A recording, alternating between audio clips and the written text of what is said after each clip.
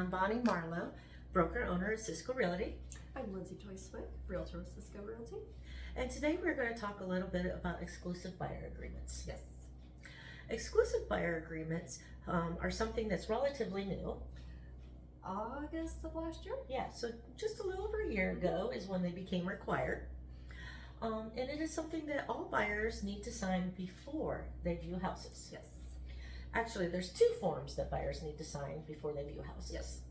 We have the consumer guide and then of course the exclusive buyer's agreement. And the consumer guide is anybody that is doing real estate, so sellers as well. Exactly. And that has actually been around for a very long time. And the consumer guide is simply just a definition of a listing realtor, a buyer's agent, and a dual agent. Yep. And a dual agent is someone that represents somebody on the same house, the same transaction, the buyer and the seller.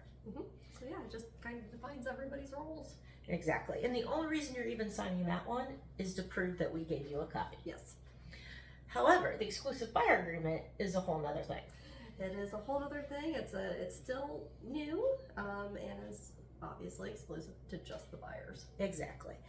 And the whole idea behind the exclusive buyer agreement is to be transparent about the fees that we do charge for our services. Yes. Yes. You know, it's very traditional for the seller to pay both sides. Yeah, we still see a lot of that.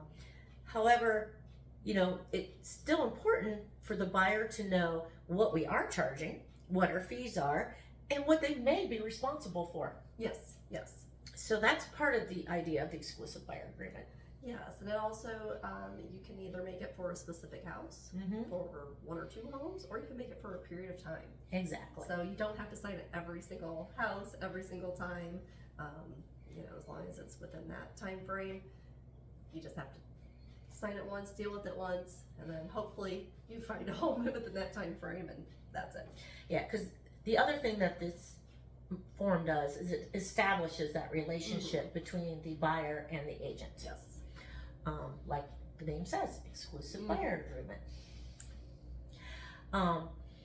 You know, so with this, it means that's another reason that you really should do your homework on deciding who you want as your agent. Yes. Because when you sign this, you are saying that you are going to use that agent, and you don't want to tie yourself with someone that maybe you don't mesh with, you don't get along with, or, you know, doesn't, you know, have the experience that you want. Yeah. What happens if you sign one and you don't like that person, or it's just not working? Can you get out of it? Most brokerages will allow you to sign a release to get out of it. And here at Cisco Realty, you know, we will allow buyers to sign that release because we do feel like we want to work with people who want to work with us. Absolutely. I always tell people that, you know, I mean, I don't want your first home buying or your fifth home buying experience to be miserable just because we're not driving, and that's okay. So it's not a you're stuck with me forever, though I would love to be stuck with you forever. And that's, you know, that's the other thing. You know, as far as that agreement, we are going to do everything we can to make sure that you do get a good experience. Absolutely. So we don't expect to have to sign very many releases. No. I don't want to jinx myself, but so far we're good. Yeah. You know, but just to let the consumer know that that option is there. Absolutely. However, if you're working with a agent from a different brokerage, you might want to ask their policy about releases, just in case you would ever need one. Absolutely. You know, so this release, or not release, I'm sorry, the exclusive buyer agreement should be signed before your first showing. So you could either meet with the agent ahead of time, or many agents might do it, you know, when they arrive at the first showing. But this is something you should expect. Absolutely. When you start looking for a house, that you're going to have to sign two forms. You know, and as far as that commission, as we were saying, traditionally the seller normally will cover that commission. So when you do put your offer in, you can ask the seller to cover your buyer broker commission, just like you can ask them to cover your closing costs also.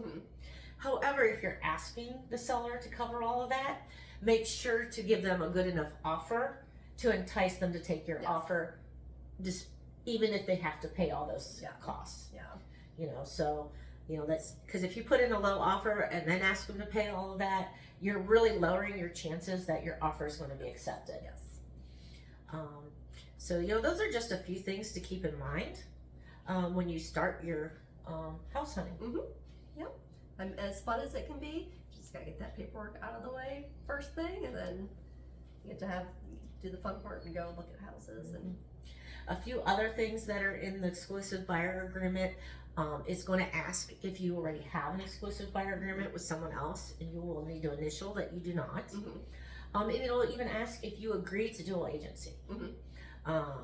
You know, most people don't have a problem with dual agency, but if you do, this is your chance up front to say that you do not want dual agency. And keep in mind that dual agency isn't just necessarily your agent, but many times it's anybody in that brokerage. If they represent the seller, you know, if you want to put an offer in on that house with an agent from that same brokerage, that's considered dual agency also. And a lot of people don't understand that or don't realize that.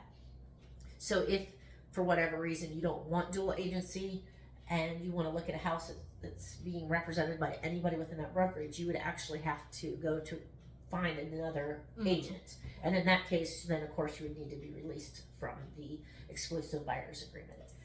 But if you already have an existing relationship with your agent, and you've already been looking at houses, I don't think dual agency is a huge issue because they're already looking out for you. They already know you. You probably might be better off staying with the agent that you've got the relationship with rather than jumping to a new agent. Yeah. But like I said, it's all about the buyer's comfort level. Absolutely. So, is there anything else you would like to add about the exclusive buyer's agreement? You know, we're just having a really good time with it. We love paperwork, so it's additional paperwork, and that's fine. But we're all still, you know, this is just, it's new, even though it's a year old, it's still new to, we're getting used to it, but it's new to our buyers who haven't purchased in the last couple of years. So, you know, we have people go, well, I didn't have to do that. Well, no, but it changed. So, you know, I think the best thing we can do is just, you know, help educate people on it, make them comfortable with it, because unfortunately, it's not going anywhere. We all have to sign it. That's right. On another note, we do have the Smart Large Prize Bingo coming up on November 22nd, and we're hoping you have your tickets already. And what if you don't? And if you don't have your tickets, here's your opportunity to win a ticket. Alrighty. Just even though we have the prizes bought ready for this year's bingo, we want to know what you would like to see at next year's Large Prize Bingo. So comment below what type of prize you'd want at the Large Prize Bingo, and you'll be entered to win a ticket to the Large Prize Bingo on November 22nd. Awesome. We'll see you there. See you.